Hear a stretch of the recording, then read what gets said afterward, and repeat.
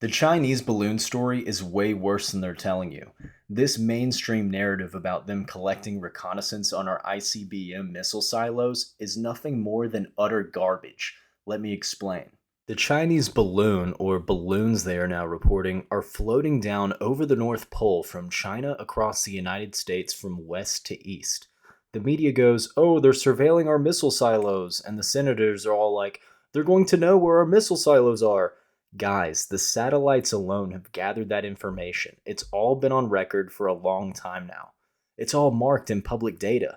That isn't what the balloon is for. This is a practice run for an EMP attack, electromagnetic pulse for those that aren't aware. And the Chinese have admitted that previously in their war game plans against the United States. The good news is that finally mainline analysts everywhere are pointing this out. One of these detonated at the right altitude with enough power using an atomic or hydrogen bomb to drive the EMP would knock out power in many areas of the country. It would fry your car, fry your electronics even, unless it's in a Faraday cage and protected.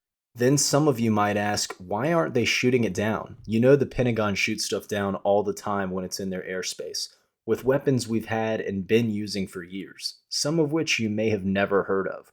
We've got space lasers, particle beams, kinetic meteor guns, railgun weapons in space.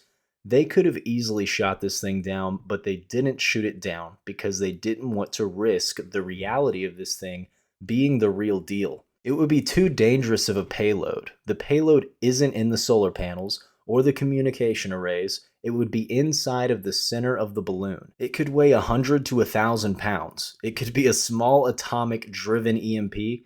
It could be a hydrogen bomb EMP. Whatever the case, China is showing us that they are getting ready for serious times to come. It wasn't by accident that one of our 4-star generals said that we should prepare for a war with China as soon as 2025.